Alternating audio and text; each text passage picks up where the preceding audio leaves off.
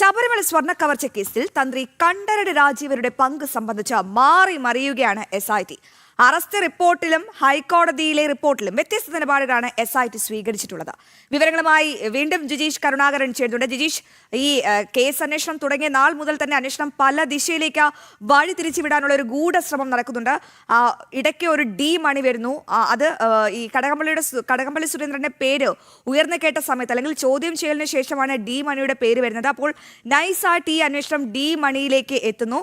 എന്നാൽ അദ്ദേഹം ഇതിൽ നിരപരാധിയാണെന്ന് പറയുന്നു. ഇപ്പോൾ അടുത്തത് തന്ത്രി കണ്ഠരര് രാജീവരാണ്. പക്ഷേ ഇതിൽ ഏറ്റവും പ്രധാനപ്പെട്ട ഒരു വിഷയം എന്ന് പറയുന്നത് SITക്ക് മേൽ ഉന്നതരുടെ മേൽക്കൈ ഉണ്ടോ എന്ന് സംശയിക്കുന്ന തരത്തിലാണ് ഇപ്പോൾ കാര്യങ്ങൾ നീങ്ങുന്നത്. കാരണം തന്ത്രിയെപ്പറ്റി ഈ അന്വേഷണ റിപ്പോർട്ടിലോ അല്ലെങ്കിൽ ഹൈക്കോടതിയിൽ സമർപ്പിച്ച റിപ്പോർട്ടിലോ ഒന്നും യാതൊരു പരാമർശവുമില്ല. എന്നാൽ എന്തുകൊണ്ടാണ് ഇത്ര പെട്ടെന്ന് തന്ത്രിയിലേക്ക് ഒരു അറസ്റ്റ് നീങ്ങുന്നത്? എന്തുകൊണ്ടാണ് ഈ ഇരട്ട നിലപാട്?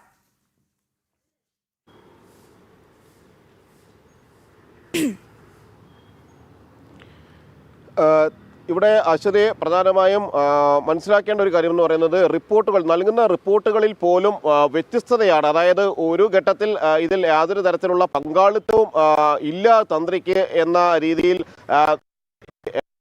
നൽകുന്നു. അത് ഹൈക്കോടതിയിൽ റിപ്പോർട്ടിലാണ് തന്ത്രിക്ക് യാതൊരു തരത്തിലുള്ള പങ്കാളിത്തവും ഇല്ല എന്ന വിധത്തിലുള്ള വിശദമായ ഒരു റിപ്പോർട്ട് നൽകുന്നത്. ദേവന്റെ അനുമതി വാങ്ങാതെ തന്ത്രി പാളികൾ കൈമാറി എന്ന് റിമാൻഡ് റിപ്പോർട്ടിൽ പറയുന്നു. അവിടെ തന്ത്രിയെ കുറ്റപ്പെടുത്തുകയാണ്. അനുമതി വാങ്ങാതെ ഇത്തരം നടപടികൾ പൂർത്തിയാക്കുന്നു. താന്ത്രിക വിദ്യപ്രകാരം അല്ലെങ്കിൽ അവിടെ തന്ത്രിക്ക് ഇത്തരം കാര്യങ്ങൾ എല്ലാ ആചാരങ്ങളും പാലിച്ചു വേണം നടപ്പിലാക്കാൻ. അവിടെയൊന്നും അത് പാലിക്കപ്പെട്ടില്ല. തന്ത്രിയുടെ ചില താല്പര്യങ്ങളാണ് അവിടെ സംരക്ഷിക്കപ്പെട്ടത് എന്ന രീതിയിലാണ് റിമാൻഡ് റിപ്പോർട്ടിൽ സൂചിപ്പിക്കുന്നത്. എങ്കിൽ നേരത്തെ ഹൈക്കോടതി ഇരിക്കുന്ന റിപ്പോർട്ടിൽ എന്ന് പറയുന്നത് ഇതിൽ നിന്ന് പൂർണ്ണമായും ഇതിൽ നിന്ന് തീർത്തും വ്യത്യസ്തമായിട്ടാണ് നൽകിയിരിക്കുന്നത്.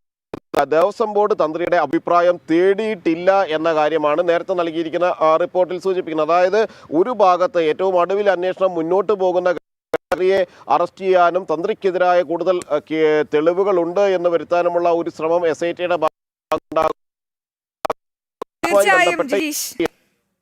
അത് തന്നെയാണ് ശബരിമല സ്വർണ്ണ കവർച്ച കേസിൽ SIT വേറൊരു വരയിൽ, ആരോ വരച്ച വരയിൽ SIT നീങ്ങുകയാണ്. അപ്പോൾ ED എത്തുന്നു. എന്തായാലും ഈ തന്ത്രിയുടെ അറസ്റ്റ് ഇപ്പോഴും നിഗൂഢമാണ്. ഇതിന് പിന്നിലെ വസ്തുതകളൊന്നും തന്നെ പുറത്തു വന്നിട്ടില്ല.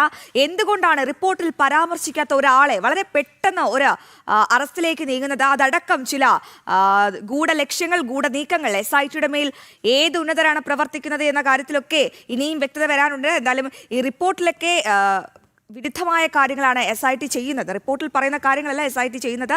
എന്തായാലും ഈ വ്യത്യസ്ത നിലപാടുകൾക്ക് പിന്നിൽ ആരുടെ കൈകളാണെന്നാണ് അറിയാനുള്ളത്. ജിജീഷ് കരുണാകരനാണ് വിവരങ്ങൾ നൽകിയത്.